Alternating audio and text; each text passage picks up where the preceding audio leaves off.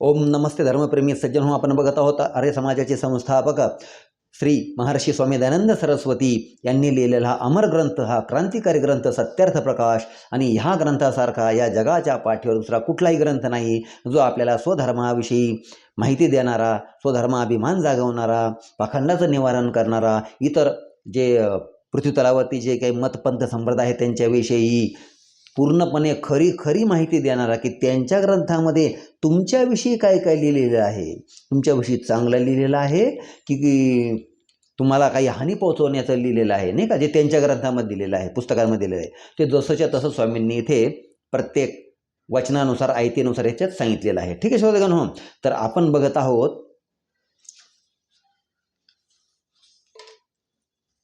सत्यार्थ प्रकारचा द्वितीय समुल्लास अतशिक्षाम प्रवक्षामहा, की माता पिता आणि आचार्यांमुळे हा जो बालक आहे किंवा ती बालिका आहे ती कशी घडते आणि कशी घडवायला हवी, आपण हे बघत आहोत. ठीक आहे. तर पार्ट 2 मध्ये आपण बघूया की जेव्हा जन्म होतो, गर्भिणी स्त्री बाळंत झाल्यावर बालकाला उत्तम स्नान सुगंधयुक्त जलाने, म्हणजे जसं काय म्हणतात त्याला, गुलाबजल वगैरे आणि इतर सुगंधित फुलांचा रसाने बालकाला स्नान करावे, नाडी छेदन करावे आणि सुगंधयुक्त घृतादी का होम करे, म्हणजे सुगंधयुक्त पदार्थांनी काय करायचं, होम हवन करायचं. आणि स्त्रीच्याही स्नानाची आणि उत्तम भोजनाची तिथे यथायोग्य तिथे प्रबंध करावे, की ज्यापासून बालक आणि ती स्त्री, ती माता चे जे शरीर आहे ते क्रमशः आरोग्य आणि पुष्ट होतील याच्याकडे लक्ष द्यावे. ठीक आहे. परंतु जसे गर्भधान झाल्यानंतर पुन्हा सांगतो की काय आहे, समागम करायचा नाही 1 वर्षापर्यंत, जोपर्यंत बालक जन्म घेत नाही तोपर्यंत. ठीक आहे. तर असे पदार्थ त्या बालकाची माता सेवन करावे, त्या मातेने सेवन करावे. तर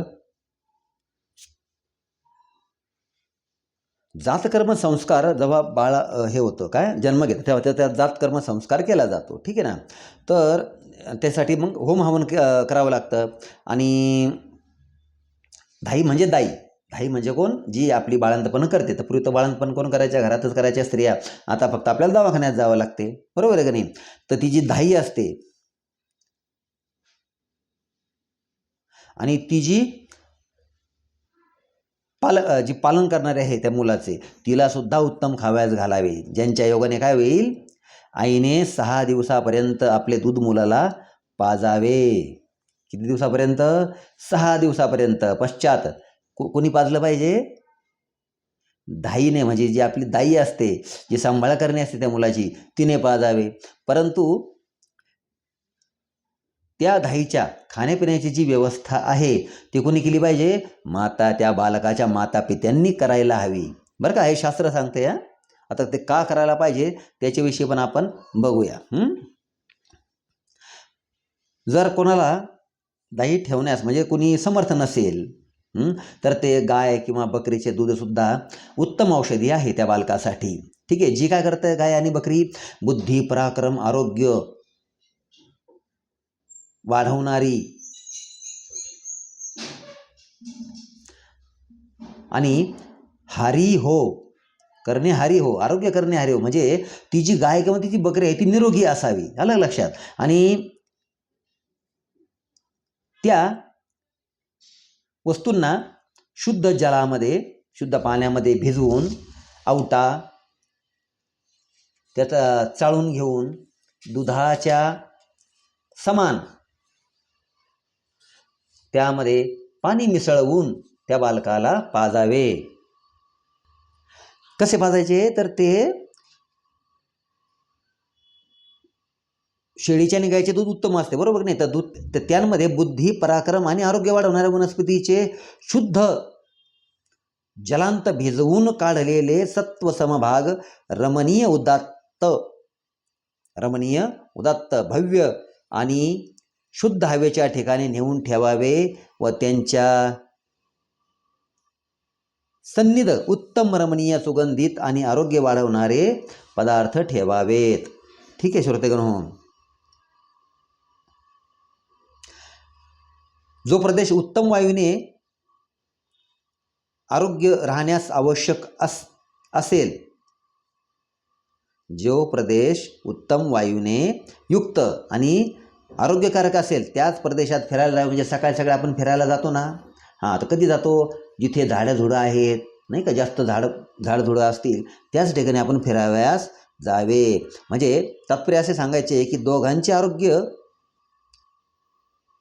स्वस्थ राहण्यास आवश्यक असतील तेच उपचार यथाशास्त्र करावे. ठीक आहे ना.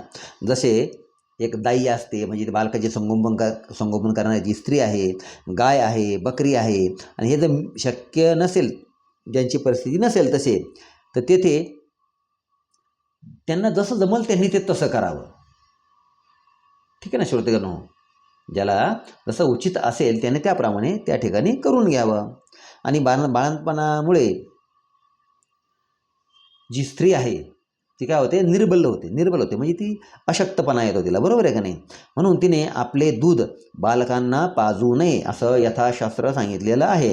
तर निर्बलता गेल्यावर पाजण्याला निषेध नाही. म्हणजे तिची जेव्हा ती हानी झीज 1.25 महिना, 1.5 महिना, 3 महिना जेवढी ती झीज भरून निघेल त्या स्त्रीची, त्या मातेची, मग त्याच्यानंतर तिने दुग्धपान करण्यास काही हरकत नाही. ठीक आहे. तर जे स्तन आहेत त्या स्तनांच्या छिद्रावरती अशा औषधांचा लेप लावावा की ज्याच्या योगाने दुग्धस्त्राव बंद होईल. आता ते आपल्याला माहिती आहे काय लावतात, ते कशाचं लावतात. ठीक आहे ना. तर असे करण्यापासून 1 महिन्याच्या आत ती स्त्री पुन्हा पूर्ववत युवती होते. म्हणजे तिची पूर्णपणे काळजी घ्याल, तिच्या आरोग्याची काळजी घ्याल, तर ती काय होईल? स्त्री पुन्हा युवती होईल, म्हणजे तिची झीज भरून निघेल. ठीक आहे. तर याप्रमाणे 1 वर्षाचा जो कालावधी आहे तो जाईपर्यंत पुरुषाने ब्रह्मचारण धारण करावे. ब्रह्मचर्य काय करावे? धारण करावे. आणि यथोचित अन्न सेवन करून वीर्याचा निग्रह करून ठेवावा, संचय करून ठेवावा. ठीक आहे.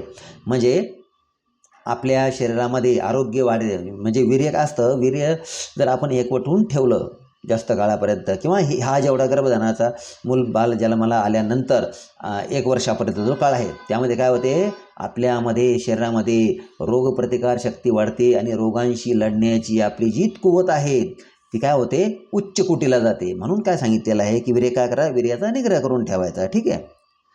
तर याप्रमाणे वागणाऱ्या स्त्री पुरुषांपासून उत्पन्न होणारी जी बालके आहेत ती काय होतात? दीर्घायू होतात, बलवान होतात आणि पराक्रमी होतात, बरं का. आणि यात मुळीच शंका नाही. कारण हे कुणी दिलेले? हे वेदशास्त्र दिले कुणी? साक्षात ईश्वराने. ईश्वराची काय हे प्रकार वाणीच समजावी, वाणी नाही परंतु वाणीच समजावी. ठीक आहे ना. म्हणून ईश्वराच्या उद्देशाप्रमाणे आपण चालू तर आपलं कल्याण होणार आहे. आणि वेदशास्त्र हे मनुष्यांच्या सर्व समस्यांचे समाधान करणारे आहेत. बाकी तुम्ही कुठं किती पुस्तकं वाचा, काही करा, वेदांना सोडून तुमचं कल्याण होणार नाही. तुम्हाला फक्त क्षणिक आनंद मिळणार. किती क्षणिक? मी आज असं केलं मग मला खूप भारी वाटलं, बस मला आनंद झाला, पण तो काही क्षणापुरता आनंद असतो. पण जो याच्यामध्ये डोकं घालील, वेदशास्त्रामध्ये जो डोकं घालील त्याचं काय होईल? त्याच्या सर्व समस्या काय होतील? नष्ट होतील. ठीक आहे. कारण तो ईश्वरी मार्गावर लागणार आहे, बरोबर आहे की नाही? मग त्याच्या सर्व समस्या नष्ट होणार, कारण ईश्वर त्याच्या समस्या हे करणार ना. जो ईश्वराचा उपासक बनेल त्याच्यात सर्व समस्या काय होतील? त्या समस्यांचं निरसन होऊन जाईल. ठीक आहे श्रोतेगण. तर स्त्री आणि पुरुष दोघेही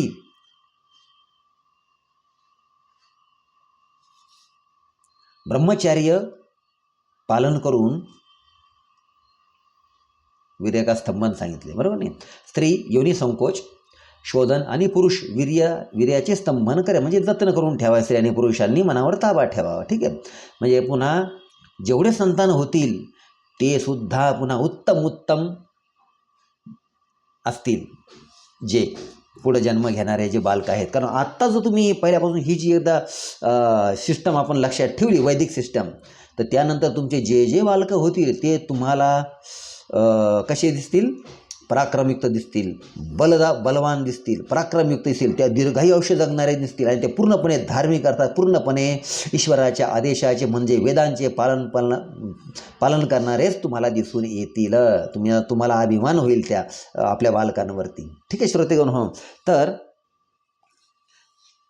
असा आहे हा पार्ट 2. आता पुढील हा जो पॅराग्राफ आहे हा आपण पार्ट 3 मध्ये बघूया. ठीक आहे श्रोतेगण हो. ओम नमस्ते.